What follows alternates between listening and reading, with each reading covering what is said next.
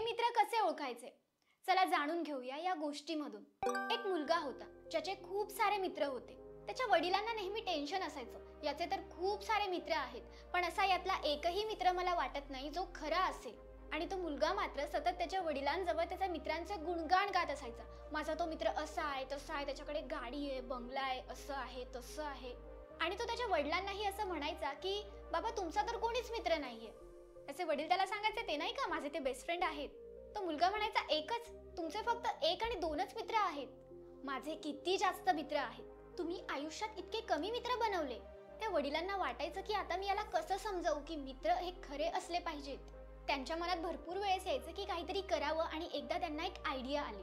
ते त्यांच्या मुलाला म्हणाले की तू म्हणतोस ना की तुझे खूप सारे मित्र आहेत, खूप चांगले आहेत, खूप छान आहेत, चल आपण त्यांची सगळ्यांची एक टेस्ट घेऊया। मुलगा म्हणाला की ठीक आहे करूया, काय करायचंय, कुणाला कॉल करू, कुणाला बोलवू?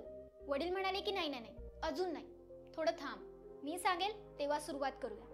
वडील म्हणाले की रात्री 2चा अलार्म लाव, आपण 2 वाजता ती टेस्ट सुरू करूया आणि मी तुला हेही दाखवून देईल की तुझे मित्र चांगले आहेत की माझा मित्र चांगला आहे।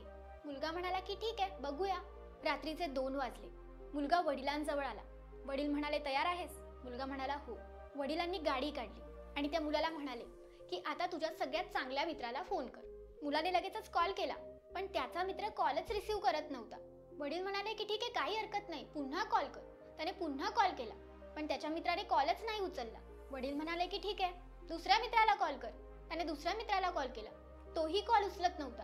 तो मुलगा म्हणाला की रात्री 2 वाजता ते झोपले असतील, कशाला कुणी कॉल उचलेल? त्या मुलाने तिसऱ्या मित्राला कॉल लावला, त्याने सुद्धा कॉल नाही उचलला। त्यानंतर तो म्हणाला की जाऊ द्या ना, ते झोपले असतील, आपण घरी जाऊया। वडील म्हणाले की नाही, टेस्ट तर होणारच, चल आपण त्या मित्राच्या घरी जाऊया। ते त्या मित्राच्या घरी गेले। डोरबेल वाजवली। त्या मुलाने वरच्या खिडकीमधून पाहिलं की कुणीतरी आलंय। त्याला समजलं की त्याचा मित्र आलाय। त्याने लगेचच लाईट्स ऑफ केले आणि मध्ये चालला गेला।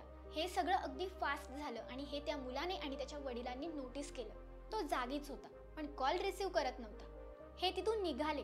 या मुलाला थोडं वाईट वाटत होतं। वडील म्हणाले की आता काय?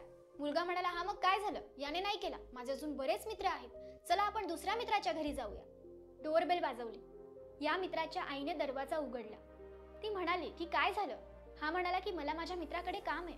त्याची आई घरामध्ये गेली, सांगितलं की अरे तुझा मित्र आलाय। हा म्हणाला की त्यांना सांग मी झोपलोय आणि मला अजिबात बरं नाहीये, मला कालपासून वोमिट होत आहे। त्या मुलाची आई पुन्हा घराबाहेर आली आणि यांना म्हणाले की त्याला बरं नाहीये, त्याला कालपासून ताप आलाय, तो आजारी आहे, तो तुम्हाला आता नाही भेटू शकत, सांग तुला काही काम असेल तर। हा मुलगा म्हणाला की नाही नाही आंटी, आम्ही बघून घेतो, झालंय आमचं काम।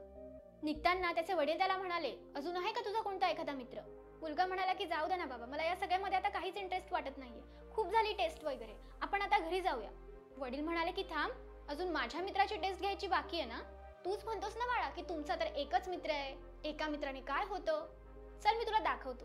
वडिलांनी त्यांच्या मित्राला कॉल केला। लगेच कॉल रिसीव्ह झाला। मित्र म्हणाला की काय झालं, एवढ्या रात्री का कॉल केलाय? या मुलाचे वडील म्हणाले की अरे थोडी इमर्जन्सी आहे, मी तुझ्या घरी आत्ताच येतोय। तो म्हणाला की ठीक आहे। हे दोघं त्या वडिलांच्या मित्राच्या घरी गेले। त्याने लगेचच दरवाजा उघडला। म्हणाला की काय झालंय, तुला पैशांची गरज आहे का? हे बघ मी पैसेही काढून ठेवले आहेत, मला सांग काय झालंय, तू एवढ्या रात्री कॉल केलास म्हणजे नक्कीच काहीतरी मोठं झालंय।